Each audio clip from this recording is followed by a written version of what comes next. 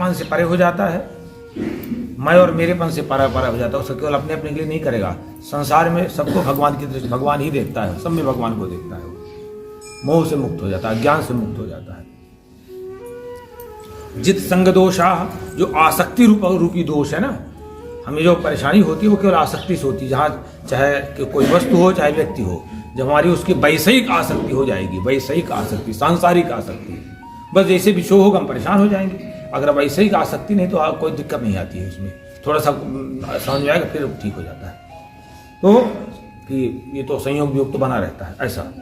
तो जित संग दोषा, जिसने आसक्ति रूपी दोष को जीत लिया है, और अध्यात्म नित्या, स्थायी रूप से अध्यात्म भाव में रहता है, स्थायी रूप से, नित्य माने स्थायी रूप से, और विनिवृत्त कामा, पूर्ण जिस कामनाएं जो है पूर्ण सांसारिक कामनाओं से पूर्णतः से मुक्त हो गया है।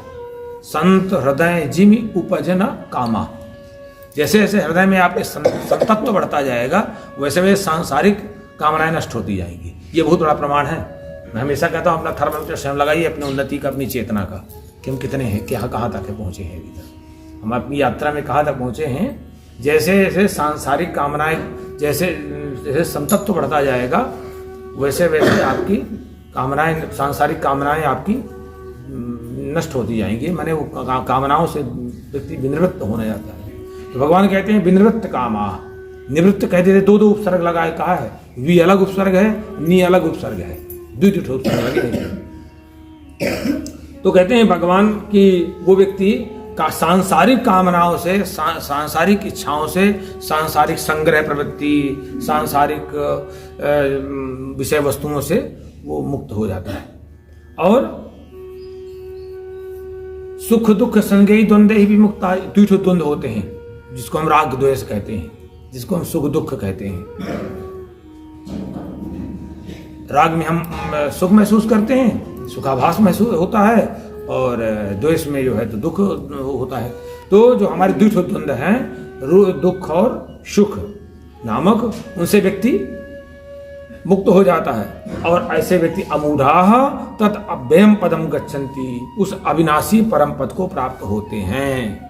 ऐसे ऐसे करते चले जाइए, अगर उच्च चेतना में जाना है ऐसे ऐसे बढ़ते चले जाइए, एक एक करके निर्माण मोहा बनी है पहले, फिर जित संग दोषा बनते जाइए, फिर अध्यात्म नित्या बनते जाइए, फिर इकट्ठा कोई कर ले तो क्या पहुंचना है, विनिवृत्त कामा बन जाइए, द्वंद्व विमुक्ता बन गई।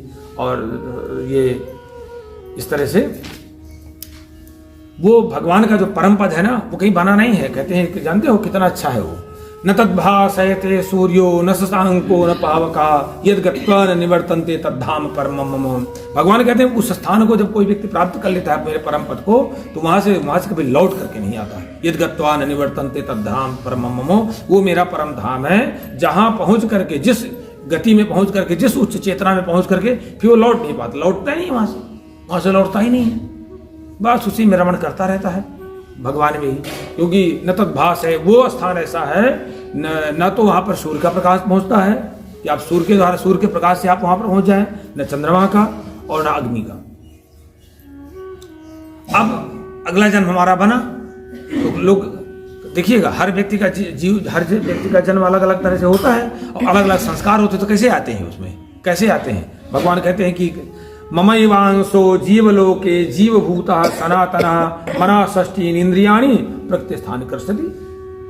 कहते हैं इस शरीर में जो जीवात्मा है ना, ये जीवात्मा सनातन जीवात्मा है, ये मेरा ही अंश है, ये भगवान कहते हैं मेरा अंश है। और हमेशा ये प्रत्यस्थान मना षष्ठी इंद्रियाणि कर्षति, ये जो प्रकृति में स्थित मन और पांचों इंद्रियों को यही आकर्षित करता है। बस कुछ नहीं, जो हमने संस्कार, जब हमारा जीवात्मा ट्रांसफर होगा, ये शरीर नष्ट होगा किसी का, जैसे ही जीवात्मा जब दूसरे देह में जाता है ना, तो वो जो आपने संस्कार अर्जित किए मन से, इंद्रियों से, याद बहुत रखता है, बस फिर ट्रांसफर हो गया।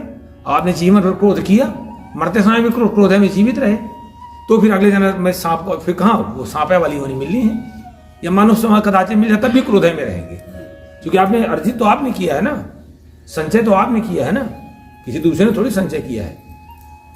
आपने संचय किया, मन और मन सहित जो पांचों इंद्रियां हैं, ये जीवात्मा के साथ ये आकर्षण करती रहती हैं आपके सारे संस्कारों को। बस कलेक्शन का होता रहता है, बस आराम से, वो कहीं हटता उठता नहीं है बिना भगवान के भजन के। और फिर जैसे ही दूसरा शरीर मिला वही लेके चला जाता है, फिर